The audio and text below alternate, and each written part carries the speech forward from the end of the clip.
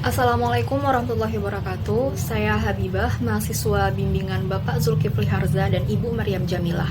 Pada kesempatan kali ini, saya ingin mempresentasikan hasil penelitian saya yang berjudul Interdependensi Ekonomi Turki-Israel pada masa konflik politik pada tahun 2008 hingga 2015. Penelitian ini dilatar belakangi oleh peristiwa Mavi Marmara yang terjadi pada tahun 2010 menyebabkan negara Turki Israel memutuskan hubungan diplomatik hingga bertahun-tahun. Mavi Marmara adalah iringan kapal Turki yang berisi ratusan volunteer dan bantuan kemanusiaan untuk Gaza, Palestina. Namun, di perjalanan kapal-kapal ini diserang oleh tentara Israel hingga menewaskan 10 warga sipil. Turki merupakan negara mayoritas muslim pertama yang mengakui kedaulatan Israel pada tahun 1949. Lalu, kedua negara menjalin hubungan diplomatik pada tahun 1950. Namun, sepanjang perjalanannya, hubungan kedua negara ini tidak selalu baik-baik saja, melainkan seringkali kedua negara ini menaik turunkan level hubungan diplomatik. Konflik pada tahun 2010 sebenarnya telah dipupuk sejak ketegangan yang terjadi pada tahun 2008, lebih tepatnya saat Israel melancarkan operasi Castle ke Gaza, Palestina yang menewaskan banyak warga Palestina. Lalu ketegangan berlanjut hingga akhirnya pada tahun 2010 para pembuat keputusan memutuskan untuk membekukan hubungan diplomatik kedua negara ini. Melalui berbagai media, kita bisa melihat bahwa kedua negara ini tengah berkonflik. Melalui kecaman yang diberikan oleh pemerintah Turki, amarah dari masyarakat Turki terhadap apa yang dilakukan oleh tentara Israel. Namun, hal ini tidak berbanding lurus dengan hubungan ekonomi yang terjadi antara Turki dan Israel. Pada masa konflik politik pada tahun 2008 hingga 2010 hingga akhirnya mereka membekukan hubungan diplomatik, kedua negara ini terlihat baik-baik saja dalam hubungan ekonomi. Dapat dikatakan bahwa konflik politik tidak mempengaruhi bilateral dagang antara kedua negara ini. Bermula dari Perang Gaza tahun 2008 hingga akhirnya berlanjut pada konflik Mavi Marmara pada tahun 2010, Mavi Marmara ini merupakan kekerasan pertama yang didapatkan oleh Turki sepanjang hubungan politik yang fluktuatif. Karena itulah Turki memutuskan hubungan diplomatik menuntut ganti rugi atas serangan tentara Israel dan juga permohonan maaf secara terbuka. Namun dari tahun 2008 hingga tahun 2015, bilateral dagang Turki-Israel tidak berdampak secara serius oleh konflik politik yang sedang berlangsung, bahkan mengalami beberapa peningkatan di komoditas tertentu. Berdasarkan background dan juga rumusan masalah yang telah dipaparkan, maka muncullah pertanyaan penelitian mengapa ekonomi politik Turki-Israel cenderung stabil di tengah konflik politik kedua negara pada tahun 2008 hingga 2015. Lalu tujuan penelitiannya adalah menganalisis hubungan ekonomi Turki-Israel yang cenderung stabil di tengah konflik politik 2008 hingga 2015. Dan juga manfaat dari penelitian ini yaitu untuk menambah wawasan akademisi hubungan internasional juga sebagai referensi kajian terkait. Melalui opportunity cost yang mana definisinya bisa teman-teman baca, peneliti akan memaparkan harga yang harus dikorbankan berupa setiap persen keuntungan dari perdagangan bilateral yang terjadi pada tahun 2008 hingga 2015 jika kedua negara ini tetap menjadikan konflik sebagai agenda utama dan mengabaikan arus perdagangan yang tengah bertumbuh.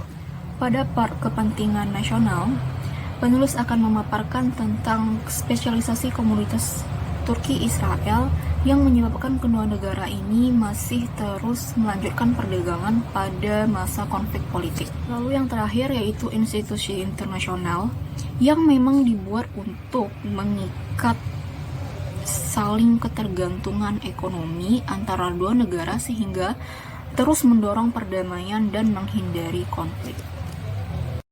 Penelitian ini menggunakan jenis penelitian kualitatif dan pendekatan explanative analysis. Batasan penelitian dari tahun 2008 hingga tahun 2015. Unit dan level analisis adalah negara, yaitu Turki dan Israel. Sedangkan teknik pengumpulan data yaitu library research dengan pengumpulan secondary data, dan juga teknik analisis yaitu teknik analisis yang dikemukakan oleh Miles and Huberman, yaitu adanya reduksi data, penyajian data, dan verifikasi. Hingga pada suatu masa bermula dari operasi Castle tahun 2008 atau kita kenal juga Perang Gaza pada tahun itu. Perang ini meledak yang dipicu oleh pembunuhan 6 warga Palestina. Banyak penelitian-penelitian yang mengungkapkan bahwa perang ini sebenarnya telah direncanakan oleh pihak Israel. Kejadian ini melukai posisi Turki yang baru saja melakukan kunjungan ke negara Israel. Jadi pada saat itu, 5 hari sebelum operasi Castle diluncurkan, Turki mengunjungi Israel dengan niat melakukan semacam rekonsiliasi atau perdamaian yang tengah memanas pada saat itu.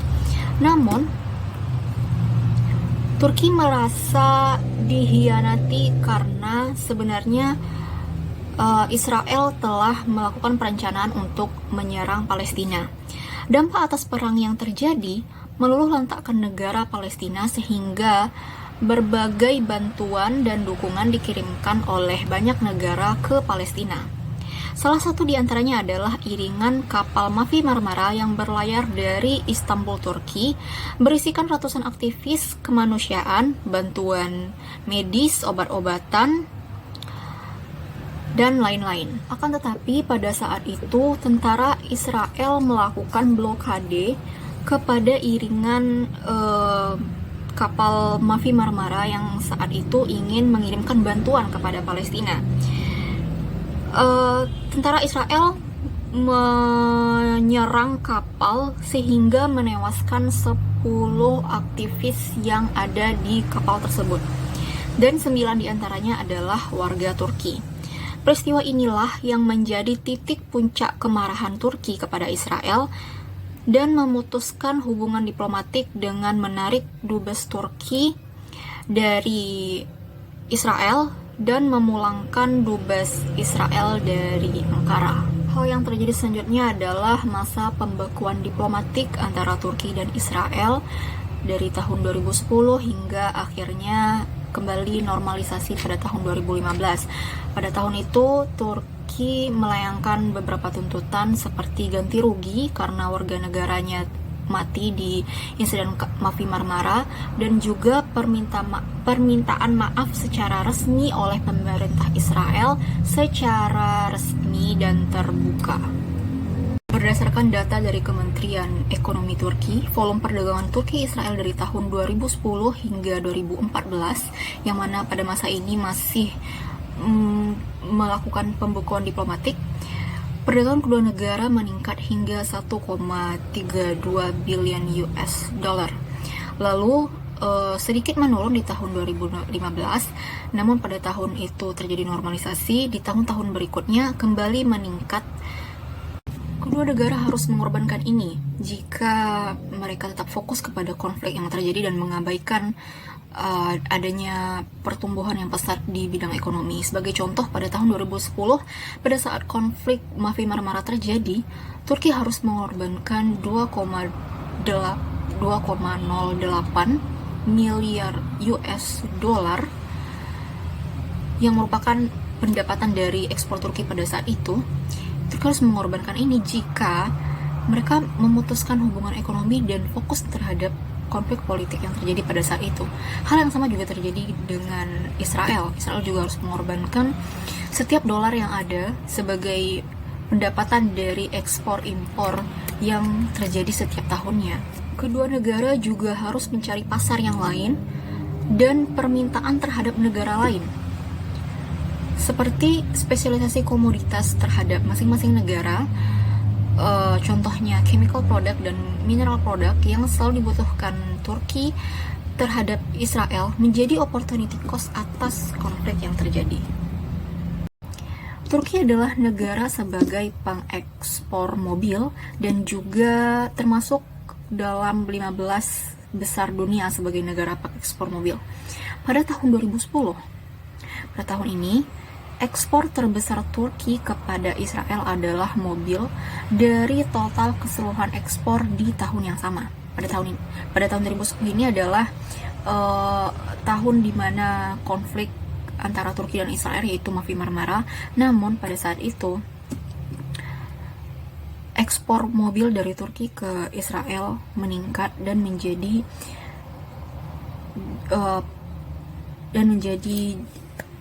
produk utama dari total keseluruhan ekspor. Maka inilah alasan mengapa hubungan ekonomi Turki-Israel tetap baik-baik saja meskipun di tengah konflik yang sedang terjadi.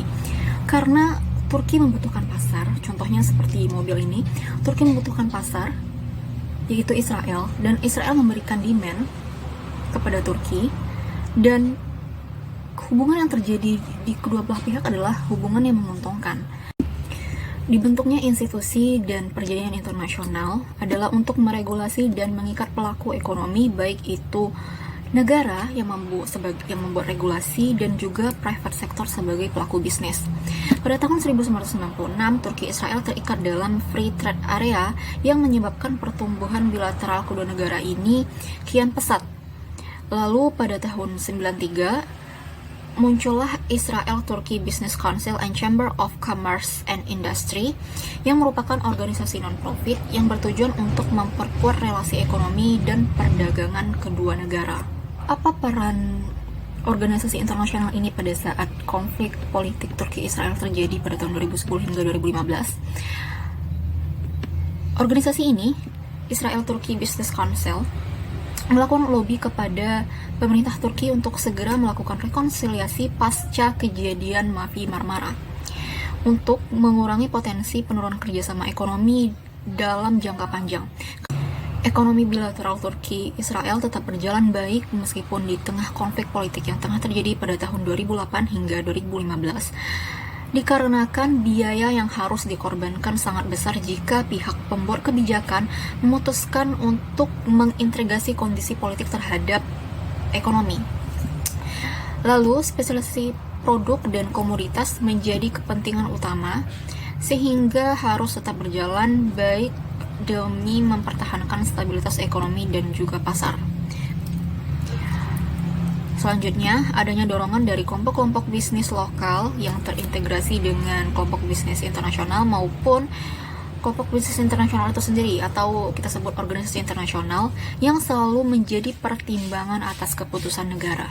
Penulis menyadari bahwa penelitian ini belum membahas secara kompleks antara keterkaitan penyebab hubungan ekonomi politik Turki-Israel yang terlihat tidak terkena dampak atas konflik politik yang tengah terjadi.